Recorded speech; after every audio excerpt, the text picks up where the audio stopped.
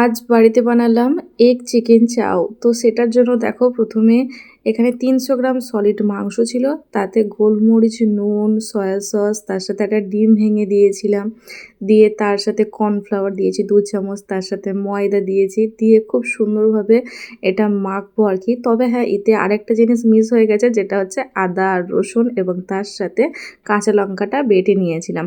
কারণ আবিরের আবার গোটা গোটা কাঁচা লঙ্কা গালে পড়লে খুব বিরক্ত হয়, কিন্তু অবশ্যই এখানে ঝাল ঝাল মতো বেশ করলে ও কিন্তু ঝালটা পছন্দ করে, কিন্তু গালে বেশি লঙ্কা পড়াটা পছন্দ করে না, তাই একটু বেটেই দিলাম।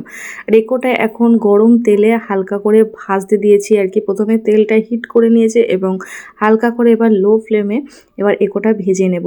আমরা বেশ দোকানে যখন চাউমিনটা খাই এরকম একটু হালকা মানে মাংসের গায়ে যে ভাজা ভাজা কোটটা পড়ে, তো এটা দিয়ে বেশ চিকেন চাউ খেতে বেশ ভালো লাগে। তাই আজকে দোকানের মতো যেহেতু বানাবো, তাই সেই পদ্ধতিতে বানানোর চেষ্টা করছি আমি। এবারে তেল দিয়ে আর কি বেশ কয়েকটা ডিম আমি ভেজে নেব এইখানটায়।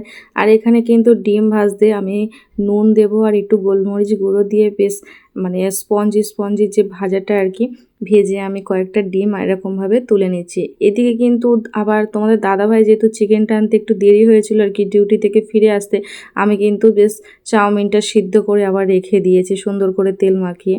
তারপরে গরম তেলে দেখো এইদিকে আমি ছেড়ে দিলাম আর কি আদা রসুন, আর তার সাথে কাঁচা লঙ্কা বাটাটা একটু দিয়েছি, তার সাথে পেঁয়াজ দিয়েছি ভালো করে মিশিয়ে। আর এদিকে আমি ক্যাপসিকাম আর গাজর, এটা কিন্তু সব রকম দিয়েই বানাবো দোকানের মতো, কিন্তু এখানে একটু বাঁধাকপির পাতাটা হলে ভালো হতো, কিন্তু বাঁধাকপিটা এখন পাইনি দাদাভাই, তাই এগুলো দিয়েই বানাচ্ছি। আর দেখো চাউমিনটা একদম সোড়া সোড়া আছে, এবার হালকা করে এবার ভাজতে থাকবো আর কি।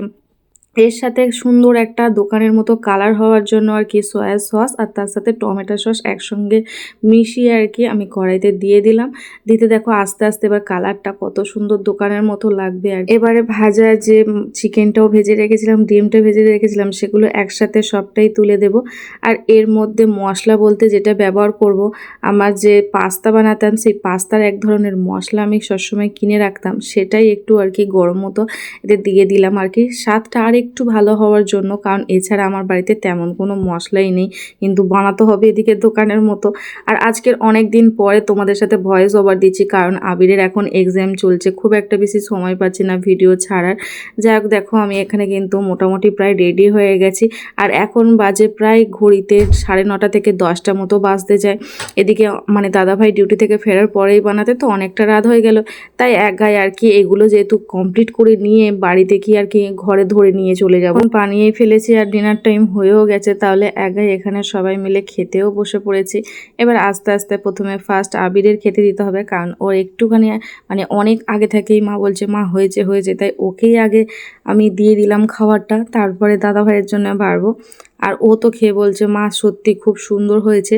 এবার দাঁড়াও, এবার আমিও একটু খাবো, আর তার সাথে তোমার দাদাভাইয়ের খাবারটা বেড়ে নিয়ে বেশ আমার তো বেশ খুব পছন্দ হয়েছে। আর কড়াটা দেখো সাথে করে নিয়েই বসেছি। এদিকে আবার আবির বলছে মা কালকে যেহেতু আমার পরীক্ষা আছে, সেই টিফিনই তো তুমি দাও আমার জন্য চাউমিন একটু তুলে রেখো, কাল স্কুলে নিয়ে যাব। এদিকে তোমাদের দাদাভাই দেখো সেও খেয়ে বলছে খুব সুন্দর হয়েছে। যাই হোক, বাড়িতেই ফার্স্ট টাইম বানালাম।